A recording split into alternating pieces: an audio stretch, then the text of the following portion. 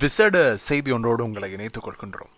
இலங்கையினுடைய முன்னாள் ஜனாதிபதி மஹிந்த ராஜபக்ச அவர்களினுடைய மகன்களுள் ஒருவர், முன்னாள் அமைச்சர் மற்றும் இந்நாள் பாராளுமன்ற உறுப்பினர் நாமல் ராஜபக்ச. அவர் தொடர்பில் விசேட ஒரு வெளிக்கொணர்வு ஒன்று இடம்பெற்றிருக்கிறது. இன்றைய இலங்கை ஜனநாயக சோசலிச குடியரசினுடைய பாராளுமன்றத்தினுடைய இன்றைய அமர்விலும் இது தொடர்பிலே பேசப்பட்டிருக்கிறது. அதே போல சம்பந்தப்பட்டவரும் இது தொடர்பிலே விசேட வாய்மொழி மூல வாக்கு மூலத்தை காணொலி ஒன்றினூடாக சுவிட்சர்லாந்திலிருந்து அரசியல் புகலிடம் பெற்றவராக அங்கிருந்து வழங்கி இருக்கிறார் இலங்கையர் ஒருவர். இது தொடர்பான விரிவான தகவல்களை வழங்குவதற்காக இணைந்து கொள்கிறோம். இந்த காணொலியை முழுமையாக பாருங்கள். அவர் அந்த காணொலியை முற்றுமுழுதாக அரை மணி நேரத்திற்கு மேல் அவர் சிங்கள மொழியிலே வழங்கி இருக்கிறார், சகோதர மொழியில். என்றாலும் அதனுடைய சுருக்கமாக மிக முக்கியமான தகவல்களை மாத்திரம் இதிலே உங்களுக்கு வழங்குகிறேன். அதாவது, இன்றைய பாராளுமன்றத்தில் கேள்வி எழுப்பப்பட்டது, நாமல் ராஜபக்சவினுடைய சட்டத்தரணியாக அவர் தேர்வு எழுதி சட்டத்தரணியாகி இருப்பது உண்மையிலே அவர் சட்டத்தரணியா அல்லது அவர் போலியாக சட்டத்தரணி பட்டத்தை பெற்றுக்கொண்டாரா என்பது தொடர்பான கேள்வி. அது ஏற்கனவே பல வருடங்களுக்கு முன்னரும் எழுப்பப்பட்டது. ஆனால் அது பெரிதாக பேசப்படவில்லை. ஆனால் இப்போது தேசிய மக்கள் சக்தியினுடைய அரசாங்கத்தின் கீழ் இப்போது அது பேசப்படுகிறது. ஏனென்றால் அவருக்கு எதிராக ஏற்கனவே குற்றப்புலனாய்வு திணைக்களத்திலே முறைப்பாடு மேற்கொள்ளப்பட்டிருக்கிறது. அவர் போலியாக சட்டத்தரணியாக இருக்கிறார், அவர் உண்மையில் சட்டத்தரணி அல்ல என்று. இப்போது இளைஞர்கள் அனைவரையும் திகிலுற வைக்கின்ற மிக முக்கியமான ஒரு செய்தி வந்திருக்கிறது.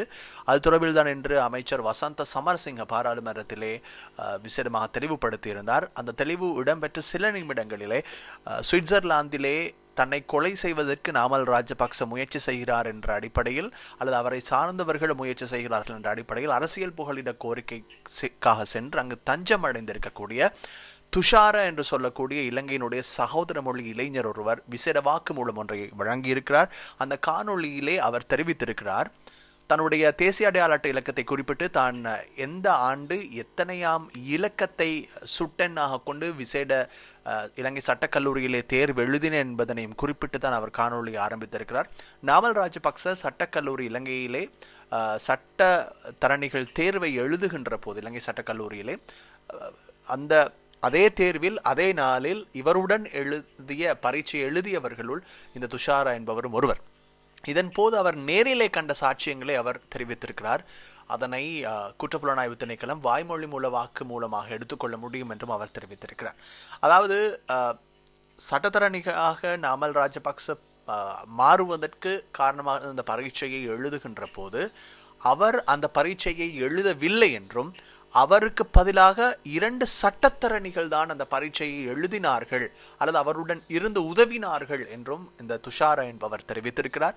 அதற்கு மேலதிகமாக இவற்றை தன்னுடைய கண்களால் கண்டதாக அவர் தெரிவித்திருக்கிறார். இந்த செயற்பாடுகளை வைத்து பார்க்கின்ற போது கணினி அறையிலே அவருக்கு குளிரூட்டப்பட்ட அறை பிரத்யேகமாக வழங்கப்பட்டு கணனிகள் அனைத்தும் இயங்கிய நிலையில் தான் அவர் பரீட்சைக்கு தோற்றியதாக தெரிவித்திருக்கிறார். துஷாரவும் நாமல் ராஜபக்சவும் ஒரே நேரத்தில் பரீட்சை எழுதியவர்கள் என்று தெரிய வருகிறது. அதாவது, நாமல் ராஜபக்ச இலங்கை சட்டக்கல்லூரியினுடைய தேர்வில் அவர் பரீட்சை எழுதுகின்ற போது அதே நாளில் இவரும் தேர்வு எழுதியவர் என்றுதான் அவர் தெரிவித்திருக்கிறார். சட்டக்கல்லூரியினுடைய தேர்வு இப்போதைக்கு சில வருடங்களுக்கு முன்னர் இடம்பெற்ற போது அப்போது ஜனாதிபதியாக இருந்தவர் மஹிந்த ராஜபக்ச அவர்கள் விசேட பாதுகாப்பும் வழங்கப்பட்டுத்தான் அவர் பரீட்சை எழுதியிருக்கிறார் என்று தெரிய வருகிறது. அதாவது சட்டக்கல்லூரியினுடைய இலங்கை சட்டக்கல்லூரியினுடைய தேர்விலே இந்த செய்திகளை பார்க்கின்ற போது ஒரு முறை மிக மிக மிக ஆழமாக பார்க்கின்ற போது மிக வேதனையாகவும் இருந்த சில இடங்களிலே இவைகள் உண்மைகள் என்று உறுதிப்படுத்தப்படும் இடத்து அதற்கான சட்ட நடவடிக்கைகள் எடுக்கப்படும். இதில் இன்னும் இருக்கின்ற நிறைய சுவாரஸ்யமான விடயங்கள் அவற்றை கேளுங்கள் அன்பான நேயர்களே. அதாவது, இலங்கை சட்டக்கல்லூரியினுடைய தேர்வு விசேடமாக அதாவது செயலிழப்பு செய்யப்பட்ட கையடக்க தொலைபேசியை ஏனும் பரீட்சை மண்டபத்துக்குள் அனுமதிக்காத சூழலிலே இயக்கப்பட்ட கணனியை இணையதள வசதிகளோடு எப்படி நாமல் ராஜபக்சவுக்கு கொடுத்தார்கள், அதிலும் 2 பேரை எப்படி அவர்களுக்கு பாதுகாப்பாக கொடுத்தார்கள் என்ற கேள்வி அவர் எழுப்பியிருக்கிறார். அது மட்டுமல்லாமல் சிவில் உடையில் அந்த நேரத்தில் பல பாதுகாப்பு அதிகாரிகள் அங்கே இருந்ததாகவும் குறிப்பிட்டிருக்கிறார். அதே போல பரீட்சை எழுதுவதற்கு நாமல் ராஜபக்ச அங்கு வந்தபோது வெற்றிலை கொடுத்து அந்த கல்லூரியினுடைய அதிபர் வரவேற்றதாக அவர் தெரிவித்திருக்கிறார். பரீட்சை எழுதுகின்ற மாணவன் ஒருவருக்கு இப்படி இவ்வாறு கொடுக்க முடியும் என்று அவர் கேள்வி எழுப்பியிருக்கிறார். இது தொடர்பிலே தான் கண்ட விடயங்கள் ஏனென்றால் இவற்றை காணொலியாக பதிவிடுவதற்கு தன்னால் முடியாமல் போனது காரணம் அங்கே உள்ளே தொலைபேசிகளை அனுமதிக்கவில்லை என்று தெரிவித்திருக்கக்கூடிய அவர் இது தொடர்பில் உடனடியாகத்தான் அப்போது இருந்த அந்த கல்லூரி அதிபருக்கு அவருடைய பெயரை குறிப்பிட்டிருக்கிறார், முறைப்பாடு செய்ததாகவும் அதனை அவர்கள் கண்டுகொள்ளவில்லை என்றும் தெரிவிக்கப்படுகிறது. அதே போல அவர் குறித்த பரீட்சைக்கு பொறுப்பாக இருந்தவரிடம் முறைப்பாடு எழுத்து மூலம் செய்திருக்கிறார், அதனையும் அவர்கள் கண்டுகொள்ளவில்லை என்று தெரிகிறது. அதே போல மேலாளருக்கு அவர் தெரிவித்திருக்கிறார், அவர்கள் கண்டுகொள்ளவில்லை என்று தெரிகிறது. இதன் போது சில சட்டத்தரணிகள் அங்கு வந்திருந்தவர்கள் குறிப்பிட்டிருக்கிறார்கள், நீங்கள் உங்கள் உயிரை காப்பாற்றிக் கொள்வதற்கு முதலிடத்தை கொடுங்கள், காரணம் இங்கே சிவில் உடையில் பாதுகாப்பு அதிகாரிகள் இருக்கிறார்கள், அதாவது நீங்கள் இப்படி தொடர்ந்து முனைந்தீர்கள் என்றால் உங்களுக்கு எதிராக அவர்கள் மிகப்பெரிய ஒரு விளைவை ஏற்படுத்துவதற்கு தயாராக இருக்கிறார்கள் என்று சொன்னார்கள். என்றாலும் ஒரு இலங்கையனாக என்னால் அதனை பார்த்து கொண்டு நாங்கள் எல்லோரும் எழுத வந்த பரீட்சை ஒருவர் அதாவது தேவையற்ற முறையில் எழுதுகிறார் என்றால் அதற்கு இடம் கொடுத்து பார்த்து கொண்டிருக்க முடியாது என்ற காரணத்தினால் நான் முறைப்பாடு செய்தேன் என்று தெரிவித்திருக்கக்கூடிய அவர் பின்னர் அந்த பரீட்சை மண்டபத்தை விட்டு தனக்கு வெளியேறுவதற்கு கூட பாதுகாப்பு இல்லாமல் இருந்தது என்றும் தெரிவித்திருக்கிறார். எவ்வாறாக இருந்த போதும் அந்த இடத்தை விட்டு அவர் வெளியேறியதாகவும் அவர் தெரிவித்திருக்கிறார். பிறகு இது தொடர்பிலே அப்போதிருந்த பிரதம நீதியரசர் ஷிராணி பண்டாரநாயக் அவர்களுக்கும் தான் எழுத்து மூலம் இது தொடர்பிலே அறிவித்ததாக அவர் தெரிவித்திருக்கிறார். பிறகு இது தொடர்பிலே உள்ளார்ந்த பரீட்சார்த்தமான சில அதாவது ஒழுக்காற்று நடவடிக்கைகளுக்கான சில பரிசோதனைகள் மேற்கொள்ளப்பட்டதாகவும் அவைகள் முறையாக இடம்பெறவில்லை என அவர் தெரிவித்திருக்கிறார்.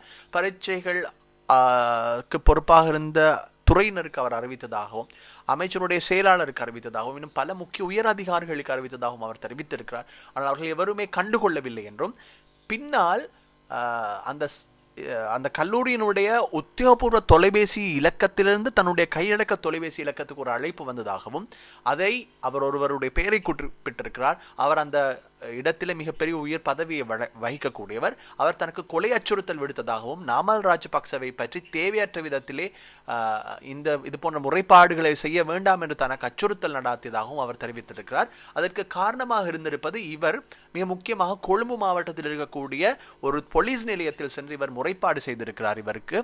அதனைத் தொடர்ந்து இது தொடர்பில் முறைப்பாடு செய்து கொண்டிருக்கும் போதே தன்னை அச்சுறுத்துவதற்காக நிர்வாணமாக்கப்பட்ட ஒரு கைதியை அழைத்து வந்து அடித்து துன்புறுத்தியதாகவும் தன்னுடைய முறைப்பாட்டை செய்யாமல் இருப்பதற்கு இவரை தூண்டியதாகவும் உளரீதியாக அவருக்கு அழுத்தங்களை கொடுத்து அவரை இடத்திலிருந்து செல்வதற்கு அவரை அதாவது தள்ளியதாகவும் அவர் தெரிவித்திருக்கிறார்.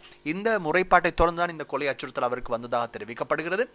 அதனைத் தொடர்ந்து அவர் ஒரு முறை அவருடைய உறவினர் ஒருவருடைய வீட்டுக்கு சென்று வருகை தந்து கொண்டிருக்கக்கூடிய நேரத்திலே அவரை ஒரு இடத்திலே வைத்து 2 பாதுகாப்பு அதிகாரிகள் சிவில் உடையில் வழிமறித்ததாகவும் தான் கல்லை போன்று பயமாக மாறியதாகவும் பிறகு என்ன செய்வது என்று தெரியாமல் நீங்கள் எப்படி இலங்கையிலே ஒரு அதாவது நீங்கள் என்னை கைது செய்ய வந்திருந்தால் எப்படி நீங்கள் உத்தியோகபூர்வ வாகனம் அல்லது உத்தியோகபூர்வ பத்திரங்கள் இல்லாமல் வந்திருக்க முடியும் என்று கேட்டதாகவும் பிறகு அவர்கள் அதற்கு பதில் சொல்லாமை காரணமாக உடனடியாக அவர் ஒரு இலக்கத்தை குறிப்பிட்டு அந்த பஸ் வண்டியிலே உடனடியாக சனநடமாட்டம் உள்ளதில் ஏறியதாகவும் பின்னர் தான் என்ன செய்வது என்று தெரியாமல் திகைத்து கொண்டிருக்கும் போது திரும்பி பார்க்கும்போது அந்த பாதுகாப்பு அதிகாரிகள் தன் பின்னாலேயே நின்றதாகவும் பின்னர் ஒரு இடத்திலே தன்னை இறங்குமாறு கூறியதாகவும் அந்த இடத்தில் இறங்கியதன் பிறகு ஒரு வாகனத்தில் ஏற்றிக்கொண்டு போலீஸ் நிலையத்திற்கு செல்லாமல் ஒரு தனிப்பட்ட ஒரு இடத்திற்கு அழைத்து சென்றதாகவும் பின்னர் அங்கே தனக்கு பாரிய ஒரு கேள்விகள் கேட்கப்பட்டு விசாரிக்கப்பட்டதாகவும் யார் இதற்கு உதவுகிறார்கள் என்ற விடயத்தை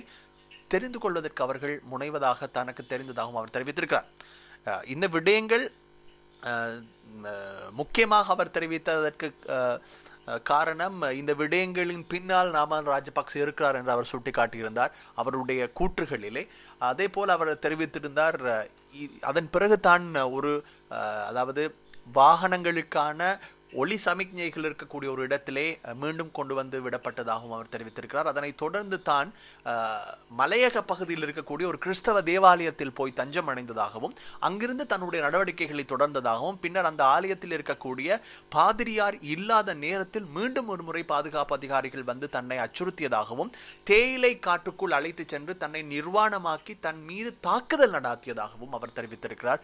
இவைகள் தொடர்பில் நீங்கள் வெளியே சொன்னால் உங்களுக்கு தகுந்த நடவடிக்கை எடுக்கப்படும் அல்லது அதாவது ஒரு பிரபல இணையதளத்தினுடைய ஒரு செய்தியாளர் பாதுகாப்பாக இந்த விடயங்களை வெளிக்கொணர்ந்திருந்ததாகவும் அவருக்கும் உங்களுக்கும் வீட்டுக்கு முன்னால் வெள்ளை கொடி போடுவதற்கு நாங்கள் வைப்போம் என்று தன்னை அச்சுறுத்தியதாகவும் அவர் தெரிவித்திருக்கிறார். அதனைத் தொடர்ந்து பின்னாளிலே அந்த கல்லூரியினுடைய அதிபர் பதவி நீக்கப்பட்டதாகவும், இருந்தாலும் மஹிந்த ராஜபக்ச அவருக்கு ஜனாதிபதி செயலகத்தில் ஒரு பதவியை வழங்கியதாகவும் அதன் பிறகு அவர் ஜனாதிபதி சட்டத்தரணியாக மாற்றப்பட்டதாகவும் தெரிவித்திருக்கிறார். அவன் நாமல் ராஜபக்சவினுடைய சட்டத்தரணியாக இருக்கக்கூடிய அந்த அவருக்கு எந்த விதமான அர்ஹதையும் இல்லை, அது போலியாக பெறப்பட்ட ஒரு விடயம் என்று அவர் தெரிவித்திருக்கிறார்.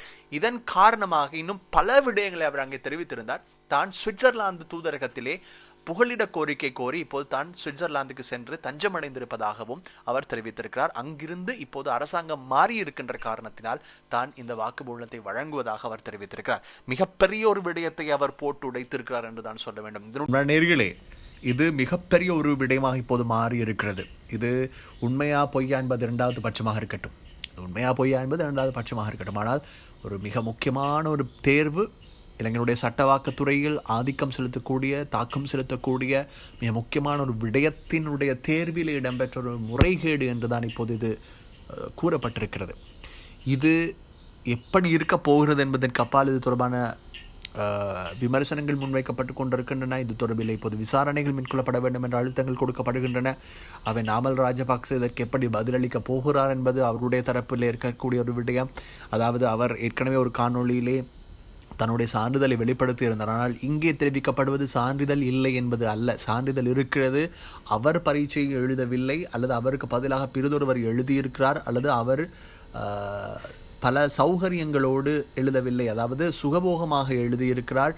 அதனையும் தாண்டி அவர் அது பற்றி விவரிக்க சென்ற ஒருவர் மீது அவரை சார்ந்தவர்கள் அவருக்கு நாட்டை விட்டு வெளியேறும் அளவுக்கு ஒரு அழுத்தத்தை கொடுத்திருக்கிறார்கள் என்ற விடயங்கள் தான் இதிலிருந்து வெளிவந்திருக்கிறதாகவே இதனை எப்படி அரசாங்கம் கையாளப் போகிறது, அல்லது இதனை எப்படி இப்போது அடுத்த கட்டத்திற்கு எடுத்துச் செல்லப் போகிறார்கள் என்பதனை பொறுத்து தான் இந்த விடயத்தினுடைய உண்மை மற்றும் பொய்த்தன்மைகள் நிரூபணமாகும். அது அவ்வாறு இருக்கலாம். ஆனால் இங்கு கவனிக்கப்பட வேண்டிய மிக முக்கியமான ஒரு விடயம், அரசியல் ரீதியான குற்றச்சாட்டுக்கள் என்பது பொதுவாக உறுதிப்படுத்தப்படும் வரை அது வெறும் குற்றச்சாட்டுகள் மட்டும்தான்.